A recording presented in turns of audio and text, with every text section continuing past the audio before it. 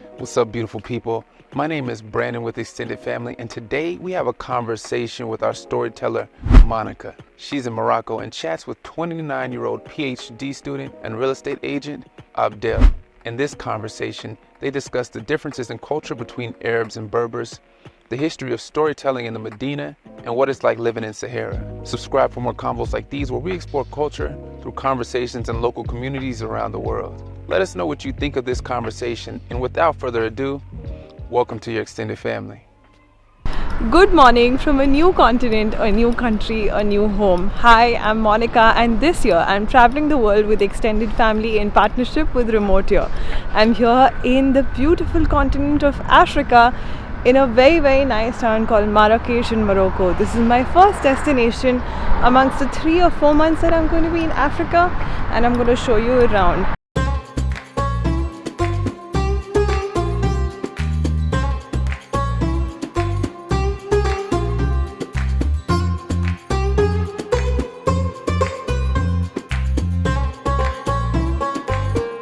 Hi, my name is Monika, and this year I'm traveling the world with extended family in partnership with Remote Year. It's been my favorite tradition to have locals get me to their favorite places, and then today I'm here with Abdel.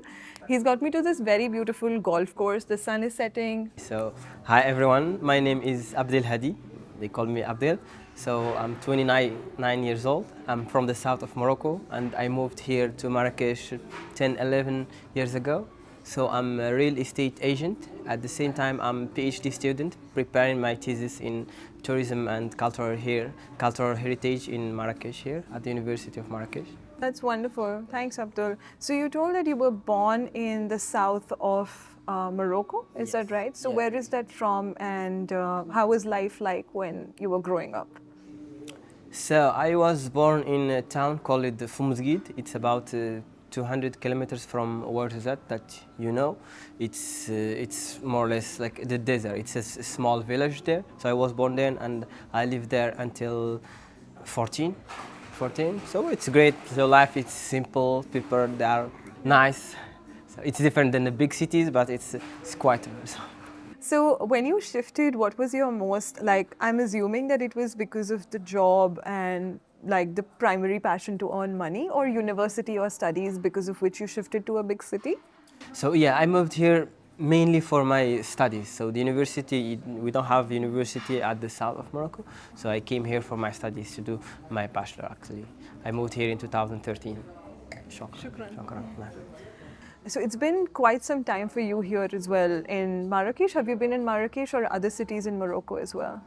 So when I moved first from my village, my hometown, we moved first to the south. I moved with my brothers to the really the south, like in Dakhla. It's a known city actually. It's 1,700 kilometers from here. So my brothers live there and work there. So I moved first with them there, and then at 2013 I came here for university because either like this city don't have university actually too. Yeah. And I'm again assuming that they're very different from each other, because like when we were having a conversation in the car, then when we were coming here, you said like, you know, parts of Morocco are very different, like the south is very different from the north, and Marrakesh is very different from, say, like I went to like Marrakesh and then Casablanca, and I still see like there's so much difference between the two cities.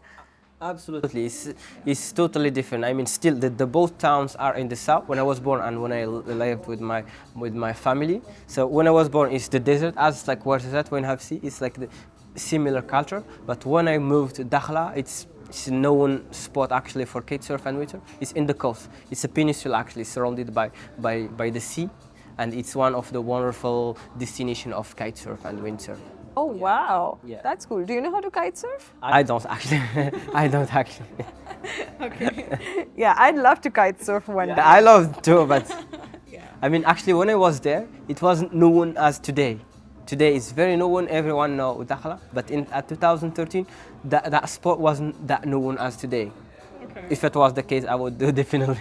That's wonderful. So I think I'd go back to a little bit of your roots again. You mentioned that you were Berber, And we know that there are, like, this is what I've understood, that there are Arabs and Berbers in Morocco. And what are like the primary, maybe say, differences or similarities, either of them? So I know I'm talking like of like two different things, but then what are like the historic backgrounds of these two, societal differences in Morocco? So Berber, or like the right word is Amazigh. The population is Amazigh, but Berber, with the colonization we call it Berber. But Amazigh is the right word actually. So the Amazigh, they are the indigenous population of Morocco until the history of Morocco is so long, but until even before Jesus Christ. And after that, like the 7th century was the first state with the dynasty of Idrisid that was in the 7th century, and they were Arabs. They were Arabs, and that's what they are responsible of the Arabization of Morocco. And since that, because it was the first state, since that, Arab was official until 2011. 2011 was the officialization of the Amazigh in the constitution. So then the constitution came to say that Arabic, because before it was only Arabic, the official language of the kingdom. But since 2011, Berber, Amazigh, and Arab are the two official language of the kingdom. And then French is the first foreigner language with English. And Berber is also written differently. So when I'm sure I don't know how to pronounce the word right, because you said that's the official word that I think means being a free man. Yeah. And I've learned that Berbers also have a different flag of where they represent themselves as free men, and they're very proud of that fact, is what I've understood. Yeah, exactly. They have a different flag, but it's not. It's a community. It's a flag of community that they are proud of, that we are proud also of. As Moroccan, without being even Berber, for example, as an Arab, it's a part of our history, so we can't just be proud of, because it's a long history, a very rich heritage and culture. So it's great. It's great. I asked this question to everybody actually throughout these conversations. So I'm sure your grandfather or older people in your house, they've seen Moroccan, Morocco being under the rule of French or Spanish. Mm-hmm. Yeah. Have they told you some interesting stories of that time that you know of?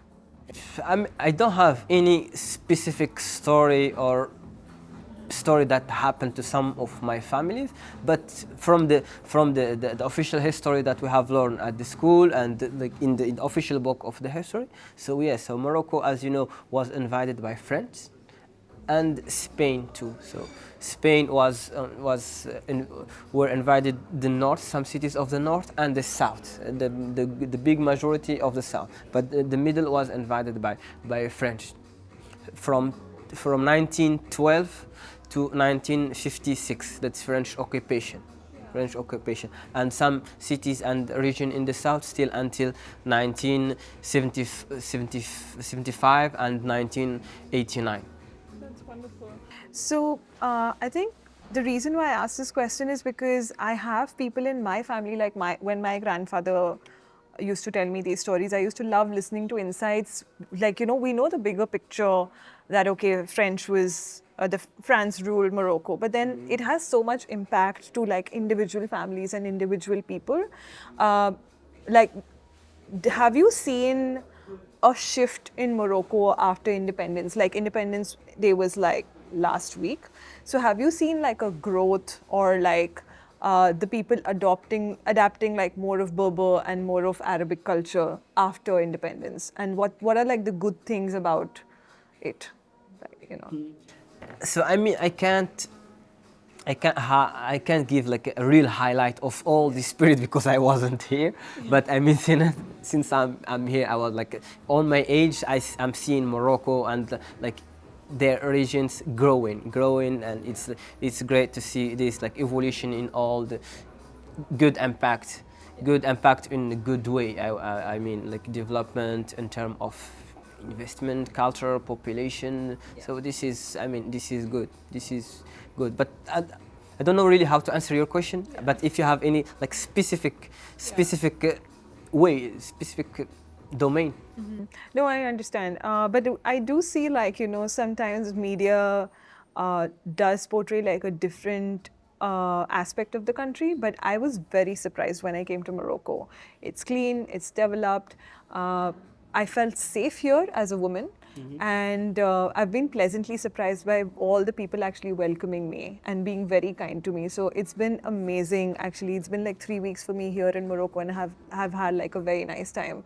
So I'm sure like sometimes media does portray like a different aspect of this continent, which I would like to like kind of break through this conversation. Absolutely. So I mean, Morocco is like very known as a warm, welcoming country. Very people, they are like, the hospitality is good. But I can explain what you have, the image that you have before, or what your friends can have is according to your nationality. I mean, if you are American, so you're gonna watch the American films, then you have Morocco as the desert, as you know, you are in the middle of nowhere, discover like going with your camel or with your horse. So that's the image that you have. If you are like, for example, for the Spanish, they have like the image of the Moroccan, that the guy that they are selling drugs or something. French is the same things, you know. But when you discover, like, this is the negative impact of the media, sadly. But you don't have to be like people. They don't have to be like naive and discover the country through the medias. You have like now with like social media, with many mediatization tools, you can discover the country through the locals, through the, like, you know, you have the real image. Each country has positive and negative ways, as always, but I believe there is many good points to explore and to know. Absolutely. You speak with so much passion for Morocco. I assume like you love living here, and you've always lived here all your life, right? Yeah, I lived all my life in Morocco, and I love Morocco. I love the culture, the heritage, the people. There is many things that I don't like, that I criticize as every citizen, but there is many things to count as a positive point than negative point. Absolutely. Coming to your work, Abdul, you said you're doing a PhD in tourism, and you were also working on cultural insights into the Medina, if I'm not wrong. Would you like to tell me a little more about that? Okay, yes. So my thesis work is to study the impact, the dialectic. The dialectic is like interaction between heritage, between the Medina of Marrakesh as a cultural site, as a cultural houses and museums, when it comes to tourism. So you have a site, it's a museum, or it's a cultural heritage, because the Medina is a cultural heritage of UNESCO since 1985. And since that, it's a heritage, and that heritage, once you announce that it's a heritage, then the tourism activity came. And it's all not this interaction, not always in the good ways. There is many good ways, as the monetization, the funds, the work for the population, and everything. But sometimes it leads to like negative impacts. It can lead to many negative impacts. That's what I'm studying. I'm not judging, but this is like I'm going from my observation, what's going on, and I'm interviewing people. I'm working especially about Riyadh, the guest houses, Riyadh guest houses. I believe you have stayed in Riyadh guest houses, like old houses.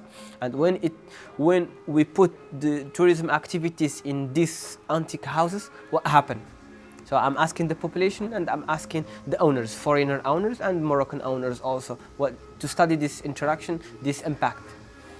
What are some of the positive and negative impacts like that you have noticed? I'm not yet at the end of my PhD, but I can just like generally, yes, people. So the Medina, it was only for the local population. So now it become international. So many foreigner owners came here. They buy the houses, and then the families go to the surrounding, to the outside of the Medina. But otherwise, this phenomenon of Riyadh starts early 19th. But the Riyadh, as a heritage, as very nice houses, they just were, I don't I don't have the words, but the people, they just leave it because for them it was the locals. I'm talking about the locals. They just leave it to go outside because for them it's like a sign of poverty.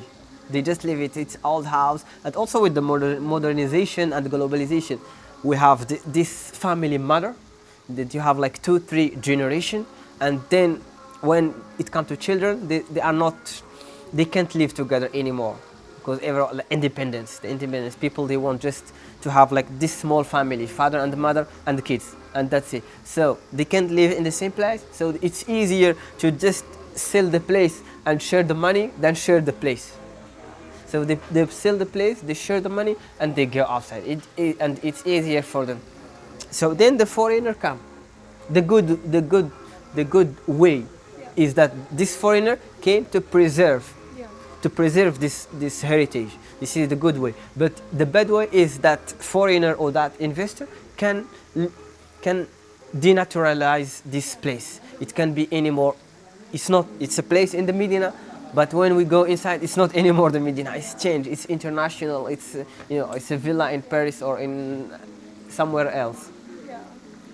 I understand. But generally, it's in a good way. It's a good way. So, as Morocco is like motivating tourism, tourism activity. So because it generates a lot of money, this money lead to the preservation of culture and heritage of it like upgrade the Moroccan economy, and also like many opportunities of work for people, for me, for others, for my friends.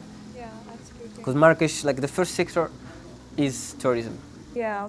Now, I've realized that like when we go to the Medina, of course, there are a lot of people who are interested in tourists, like we're offered a lot of things, and it has like, I think a coin has two sides, and but it's beautiful. It's absolutely beautiful. Like I've seen the Medina of Fez, Chefchaouen, Marrakesh, and I think it's so integral to your society, just having a Medina and offering all of these authentic cultural products that are there. So like Moroccan rugs, argan oil, olives, all of these things have been incredible, and I think just as a person who's living here for a month, I'm very happy to have that experience, but I now also understand the other flip side of it. No, I mean, we are talking about the other side, but it's more positive point than negative, because for people, they have, I don't know, any piece of heritage, of culture. You don't know the value. You don't know, this is a heritage, this is like a piece of heritage, but you don't know the value until when a foreigner, like extern view came and they say, oh, this is nice. Then when I recognize that this is nice, because that I have that, this is like in the scientific analysis of the things. Yeah. The extern view or vision of tourist is the most important, and that's what creates the interest of this, of what create the value. But I must say, I think your country has done an incredible job on all of those things. So like, I think one tradition that I loved the most, and I wish it was more prominent in India, was the storytelling experience. It is so beautiful. I think that's my favorite experience out of all that I've had. And if you know a little bit about that history, and I love the fact that you're carrying it for so long, and you're the people are making an effort to like constantly keep it as a tradition and constantly have locals and tourists have that experience. I think it's beautiful. So if you know a little bit about that experience, I'd love to hear. So the storytelling at the beginning, I'm talking about Marrakesh. It was at Jemaa el-Fna Square. So Jemaa el-Fna Square, when it was, because Jemaa el-Fna Square is a heritage of UNESCO too, since 2003. So, and the storytellers are taking part of all the heritage representer of the square. So you have the storyteller, the snake charmers, you have the tattooers of henna, you have dentists, you have restaurant too. Yeah. And so this storyteller, now there is no anymore on the square. There is comedian, now they are comedian. But before it was comedian, but storytellers too, mainly storytellers, that they are telling stories. And because I did the research also about the storytelling in the square actually, and people, they say that the bus station was in Jamafna Square. There is a bus station, and people, they can, like, waiting for their bus timing. They were listening to the story, waiting for that, and then when they stay, oh, and then they just move on it. And it was like one of the divertisement. I don't know if the word exists. Funny place, like the funny place to enjoy in Marrakesh. So people, there's not before TVs, before internet, before phones. So people, to have fun, they go to the square to hear stories, to see the show, the acrobatic show also, and have some food. Nice. That's wonderful. Like more or less the story of the square. And storytellers have now diverted to the square into like other parts of the Medina, because when Actually, this is very limited number of storyteller, the historical storyteller. I have some statistic. Until 2019, it was like 4 or 5 in life that been on the square. I'm not talking about the storytelling in Morocco, but I'm talking about the storyteller that been working in the square, and the most of them are old. Some, they already like transmitting their knowledge to their kids or siblings, and some sadly now. So that's why today there is no storyteller, but there is there is some comedian, some new comedian, or even old also some. Yeah. But the square was mostly taken by a restaurant now. And also I was studying the map of the square, So the map, the footprint of the culture was very big, and you have like a small piece for restaurant. Now the restaurant and like inviting, going bigger, and the culture going small. Because why? Because people, they even like the Moroccan people, Marrakeshi people, it's really rare to find like someone living in Marrakesh, including me, that's going to listen a story in this square, because I'm here all the time. So this is like very normal to me. I avoid, actually, as a local, as living in Marrakesh, you avoid going by the square because it's full. You don't have time. You just need to go fast. But generally, there are the tourists. Like it can be Moroccan tourists, like from other like national tourists or international tourists that they are discovering. So, and like about the storytelling. So the storytelling is like transmitted by generation to generation. So generally, when you are like, since you are a baby, the baby is taken by generally the grandmother from the dad or from the mom, and then to keep that baby, so the grandmother or the grandfather just tell like Moroccan stories. And even like these storytellers that in this square that I have interviewed, they say, oh, I got that from my grandmother or my grandfather. She was telling me, or he was telling me many stories, and that I memorize, and then I'm telling. I love that tradition. I absolutely love it. I think like elderly people are one of the best. I don't know if I'm sure I don't have the right word for it, but I miss listening to stories from my grandparents, and I would just love for any other country also to keep having this tradition. And it's also like a lot of symbolization for the values and traditions that you pass on, the cultures that you pass on from those little stories. Exactly. Yeah. I know, it's beautiful. Yeah. So yeah, coming to how did you find interest into this sector, just as a profession? I know that Morocco, like you mentioned, it's a big industry. Tourism is a big industry, but there must be a drive towards what you're doing as well now, and you're doing so much research, so much thesis into this industry as well. So what's that switch that you had? So I mean, I've been, since I came here, I've been working in tourism, and I tried to be reconducive, because I was at the beginning. I started studying French language. I studied French language, and then I made it to tourism. I did a bachelor in engineering of tourism, then a master degree in tourism and cultural heritage. Then I did a PhD. But all that time I've been working and studying on that on the same time. And since like the 3 last years, I moved to real estate. But I'm still connected to tourism by Riyadh, because I'm specialist of Riyadh. I've been working in Riyadh, and now I'm still in Riyadh. So I'm always like connected to tourism which is the main activity of Riyadh, and heritage, which are like pieces of culture and heritage. Yeah, absolutely. And is there like a particular drive or mission, like something that you want to accomplish, for the tourism industry in Morocco, like in your own way that you would like to? I mean, tourism is a big sector in Morocco. It's good. I mean, it's going. I believe it's going in a good path now. No, it's doing well, but in comparison with other competitors, I would say Turkey, or I would say, like, for example, in Europe, Spain, for example, Turkey, they are like 60 million, 70 million, and in Morocco we're still in 12 million. So it's a long way, but it's promising. It's a lot of potential to grow. I believe it's good and it's going on the right way.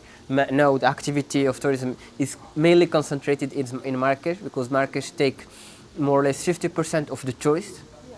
But I believe they are working now. The authorities are working to diversify the destination from the south to the north to Marrakesh. Marrakesh is still the heart, but there is many things to see beside Marrakesh. Yeah, like the Sahara. The Sahara is very nice, and from Sahara you can make it to Fez, and from Fez to the north is a big tour to do.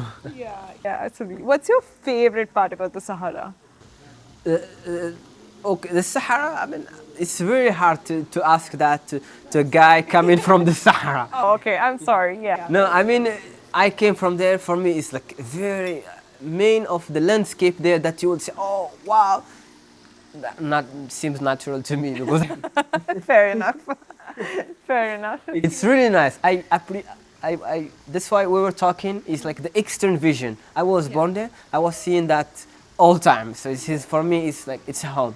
I love it. But I started appreciating that more when I moved. When you moved, you appreciate more the things that you used to have. And what would that appreciation be for? Like, what are the things that you appreciate a little more now that you're not home? It's the people, it's the simplicity of people, it's the culture, it's the primary culture that you have. You just do, but by what you have.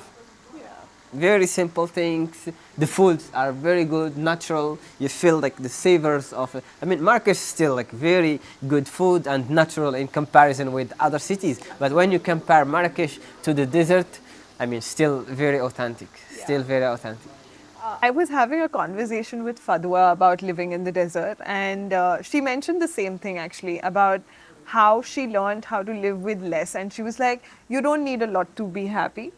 And it's just with those little things that you appreciate life a little more, and the simplicity of like doing those things. It's minimal, yet it's effective. Mm-hmm. And she was like, to be honest, I used to live there. It's very nice to see. It's very nice as a tourist. Oh, it's amazing, the landscape. You take the sunset, the sunrise. This is nice. But to live is not easy.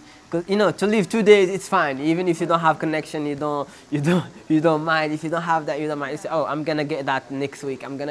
But to live there, it's not an easy life. It's not an easy life. It's hard. You have to. I believe you know that.